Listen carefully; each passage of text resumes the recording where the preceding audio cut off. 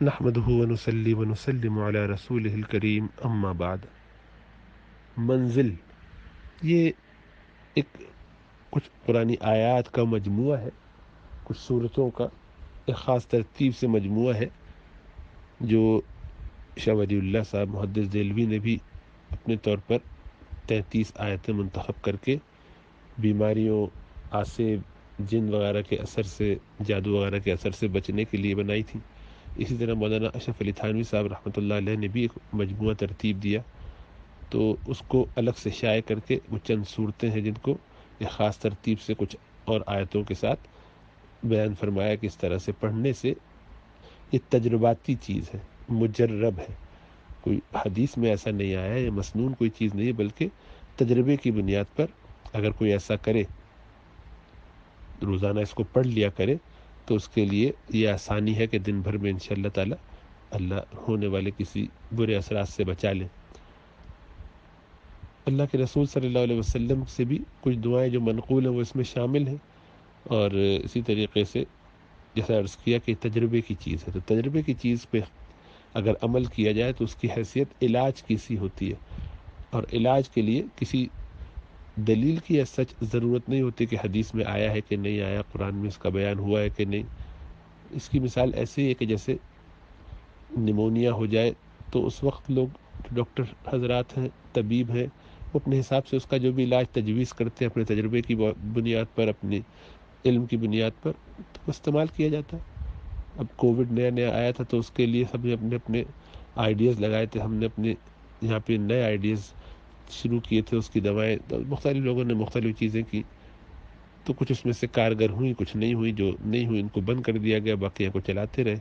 تب اس کا ایک پروٹوکول سا بن گیا ہے تجرباتی طور پر کہ بھئی یہ ہے، پھر ریسرچ بھی اس پہ ہو گئی، تب اس سے علاج کیا جاتا ہے۔ تو اسی طریقے سے روحانی علاج بھی کیے جاتے ہیں۔ تو منزل ایک تو یہ ہے جو باقاعدہ چھپ کے آتی ہے، اور اس میں کچھ صورتیں متعین کر کے دی جاتی ہیں کہ بھئی یہ پڑھ لی جائیں روزانہ، تو اس سے ان بیماریوں میں شفا ہوگی۔ ایک منزل اس کے علاوہ قرآن مجید کے 7 حصوں کی شکل میں آپ کو نظر آئے گی، کہ جس میں ہمارے انڈو پاک کے جو قرآن ہوتے ہیں ان میں نیچے لکھا ہوتا ہے منزل 1 نیچے، اور پھر وہ کچھ دیر کے بعد آپ کو تقریباً 5 پاروں کے بعد، 4.5 پاروں کے بعد منزل نمبر 2 آ جائے گی، اور اس طرح 7 منزلیں۔ اس کو عربی زبان میں حزب کہتے ہیں، حزب۔ تو یہ ٹکڑے یا یہ حصے جو قرآن کے کیے گئے 7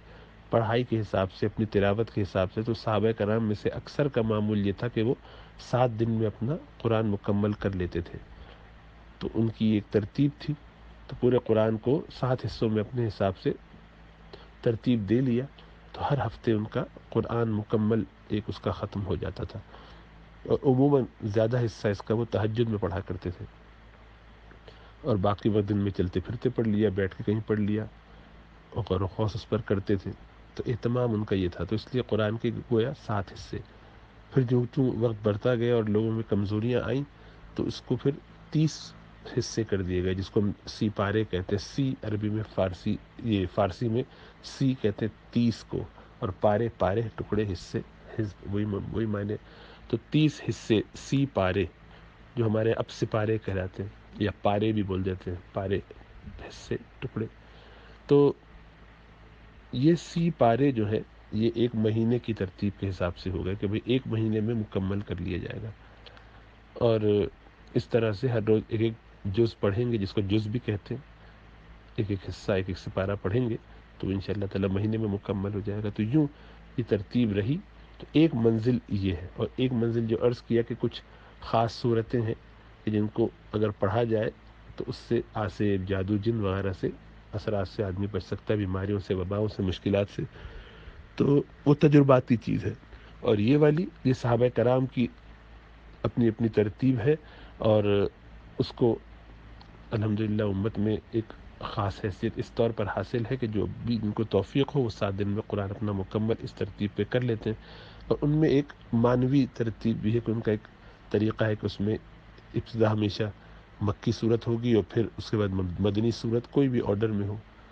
تو یہ 7 حصے اس طریقے سے چلتے ہیں، اس کو اللہ توفیق دے وہ اس طرح سے کرے۔ بہرحال اس کی گنجائش ہے کہ منزل روزانہ پڑھا جائے، اور اس کی بڑے برکات ہیں اور بڑے اس کے تجرباتی طور پر لوگوں نے اس کے فوائد دیکھے ہیں، تو جس کو توفیق ہو ایسا کر سکتا ہے۔ اللہ سب پر کرم اور فضل فرمائے۔ اب اس کو لازم سمجھیں گے کہ بھی اس کے بغیر گزارا نہیں، اور نہیں کریں گے تو گناہ ہوگا، یا یہی علاج اب رہ گیا ہے، تو یہ اچھا نہیں ہے، ایسا نہیں کرنا چاہیے۔ اس کو کسی چیز کو، کسی کا اہتمام تو کرنا چاہیے، لیکن کسی کو ایسے نہیں سمجھ نہیں لینا چاہیے عقیدے میں کہ اب اس کے بغیر غلط اور صحیح کا مسئلہ۔ تجرباتی چیز ہے، کبھی دوا چھوٹ بھی آتی تو اس کو ایسا بوجھ نہیں بنا لیتے۔ اللہ سمجھ اور شعور عطا فرمائے۔